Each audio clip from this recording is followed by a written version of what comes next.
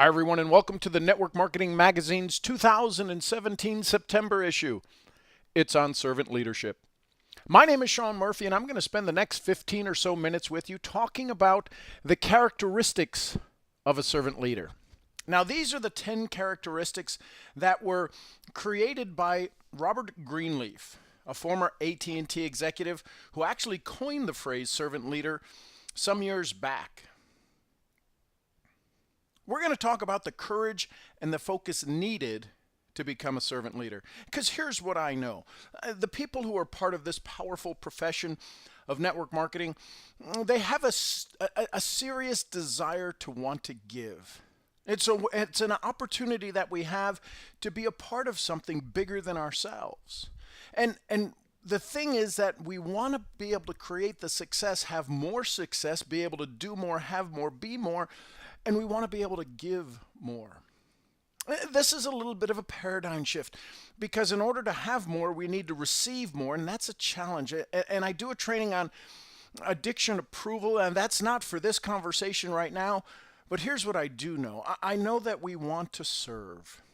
People who get into this business, you can't do it by yourself.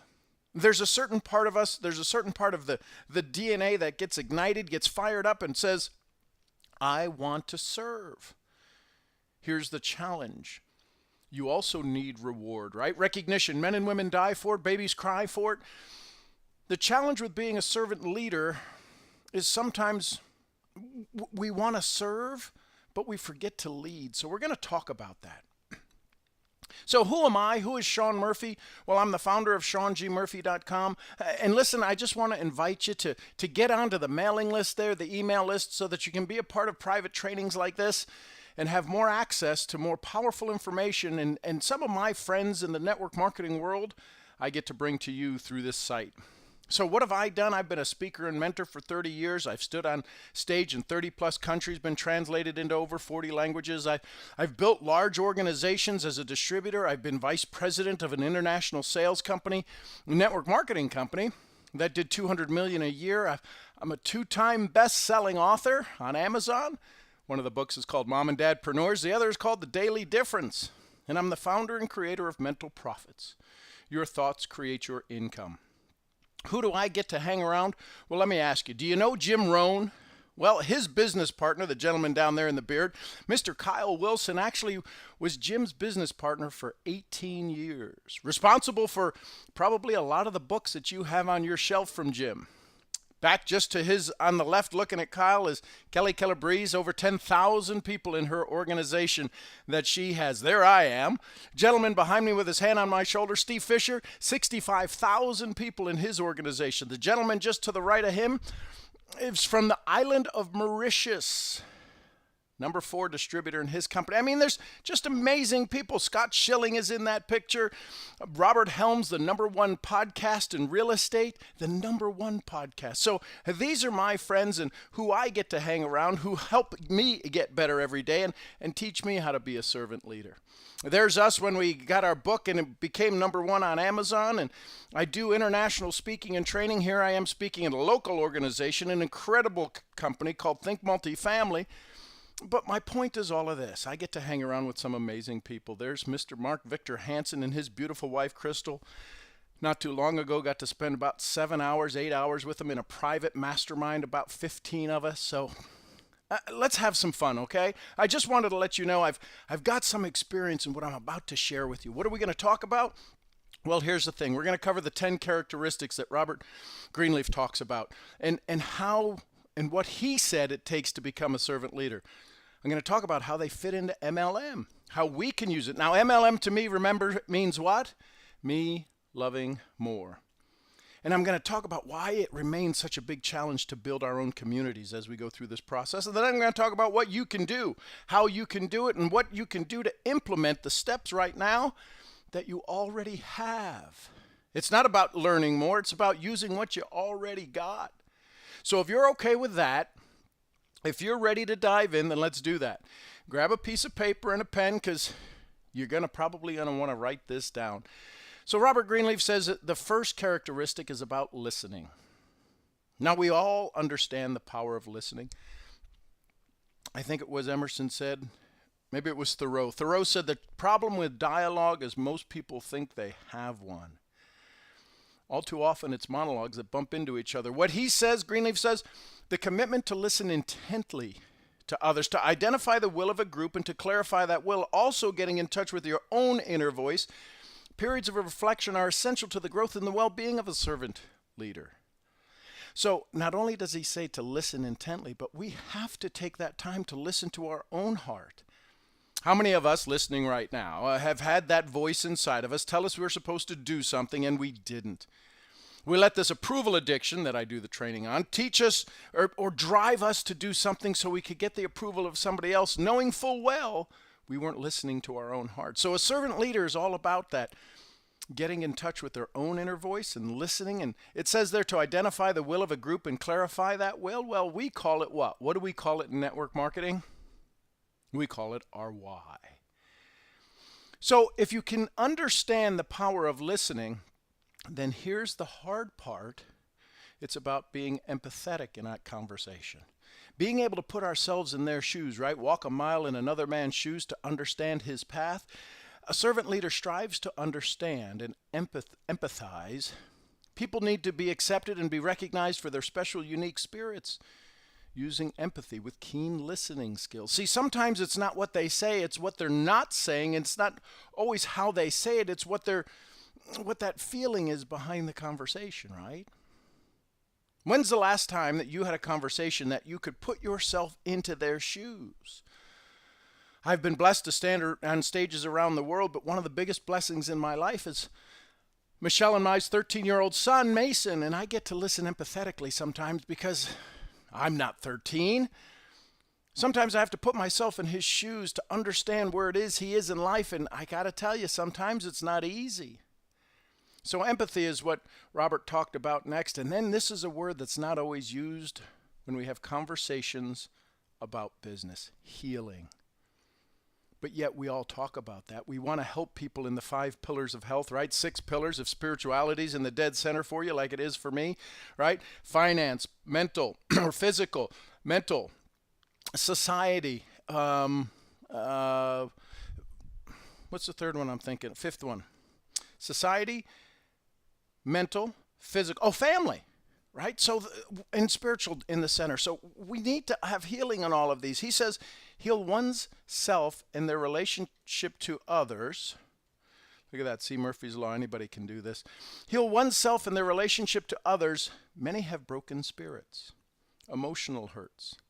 A servant leader has, listen to this, a servant leader has the opportunity to heal. A servant leader has the opportunity to make whole those who they come in contact.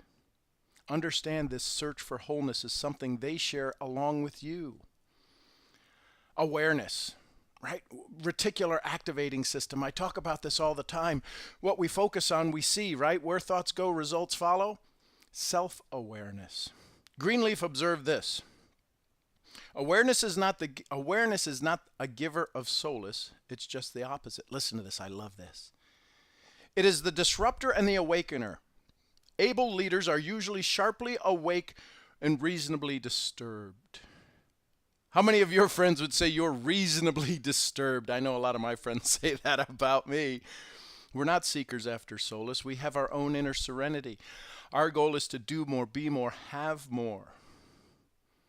Are you getting this? Is this helping? Here's number 5, persuasion, right? This is what we talk about all the time. We're looking to convince, right? But a man convinced against his will is of the same mindset still. Persuasion needs to be perfectly aligned with their wants and needs of their dreams. See, reliance on persuasion rather than one's own positional authority in making decisions within an organization. Effective building consensus within groups. Here's the point I want to get across here is that sometimes I've heard in companies, probably not yours, that uplines sometimes run it like an army. Well, it's a volunteer army. And if people are leaving your business, they're voting with their feet. The persuasion is not about your positional authority. It's about how you make them feel.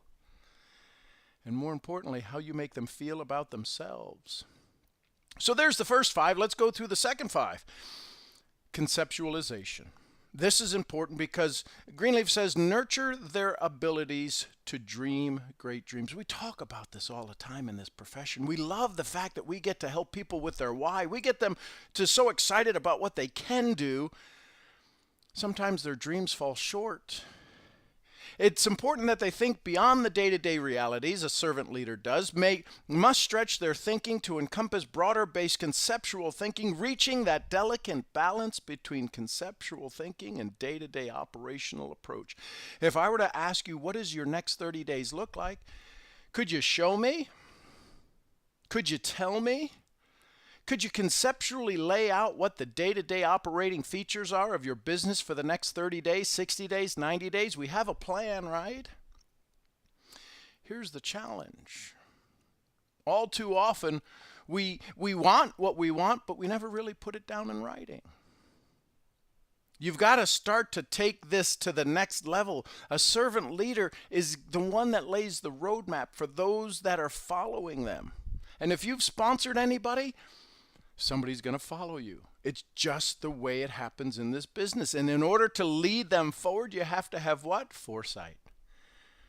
A servant leader, the characteristic that enables a servant leader to understand the lessons, this is so important, you may want to write this down, to understand the lessons from the past, the realities of the present, and the likely consequences of a decision for the future. It's deeply rooted in that intuitive mind. Foresight deserves careful attention. Now, for a lot of us who have been to national events and 3-day events and seminars and books and trainings, and we've spent thousands of dollars on helping us get better, when we talk about that intuitive mind, what do we do? How do we find that intuitive mind? What's that thing we need to do? We call it meditation. That's not a word they use in business. Although more and more it's becoming a lot more a concept that people are using. That intuitive mind, what are you doing to let that inner voice inside of you show up, be stronger, get bigger? You know that. You've listened to that. You've not listened to it and it's not done you well. You've listened to it and it's brought you amazing results. Foresight. Stewardship. We all understand this. See, stewardship is the character is what happens when you're holding something in trust for another. See, Robert Greenleaf, when he was doing this research, writing out these 10 things, he got that from Peter Block. Stewardship, or servant leadership, like stewardship, assumes first and foremost a commitment to serving the needs of others and the emphasis to use openness and persuasion rather than control. What are we the stewards of? When somebody joins us in business, what are we the stewards of? We're the stewards of making sure first and foremost they use our product, they get some benefit, they see the value. Otherwise we have what? Buyer's remorse, and 90 days later they're quitting our business. The reason somebody walks, votes with their feet and leaves us is because of our stewardship. We didn't hold something in trust for another. Sometimes we never even know what we were supposed to hold for them. But see, it's an ungiven claim that they put into our hands. They lay it at our feet. They put it on our shoulders. They put the weight on us. But we don't even know it. Why? Because we never got clear. We didn't listen well, right? Maybe not. Maybe I'm just speaking from my own perspective. There's the commitment, number 9. And in the commitment, it's about the growth of people, not the growth of a check, not the growth of a team, the growth of people. People have an intrinsic value beyond their tangible contribution as workers. Change workers to distributors, to team members, whatever you want to use, but they have this intrinsic value that's bigger, better, brighter than sometimes we give them credit for. A servant leader is committed to the growth of each person, each and every individual. Nurture the personal and professional growth. So let me pause here for a moment. Let me ask you this question. We talk about recognition in our business. We talk about recognition in the comp plan. We talk about recognition in the rank advancement. How many people on your team did you recognize them for what they did at their work today? Or maybe a home run that one of their kids hit today, or a goal they scored in soccer. Do you know them well enough? Do you understand that the commitment is just not to your business? It's about to them. It's the stewardship, right? It's the foresight of where they're going, what they're doing. I know it all sounds easy, and maybe it is, maybe it isn't. But if we nurture the personal and the professional, see, a lot of times in this industry, in this powerful profession that we're in, MLM, me loving more, we work on the personal, right? Kiyosaki said it best, right?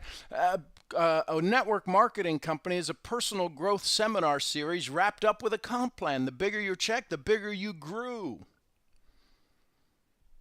And then 10 is building community. It's what we do. It's what we do. Much has been lost to the shift from local communities to the large institutions as a shaper of human lives. Think about this. I grew up on a farm in Ohio, Burton, Ohio. A few hundred people in the town. We kind of knew everybody. When you went to church, you knew everybody. When you went to the breakfast place, Bell's Restaurant on the square is what it was called, you knew a lot of the people. Maybe you didn't talk to them. You didn't have to like everybody, but you knew everybody, right? It was a small community. It was a farming community. Well, let's take a walk back. Let's take a walk fast forward, right? Now we're the 5th largest community in the world is called Facebook.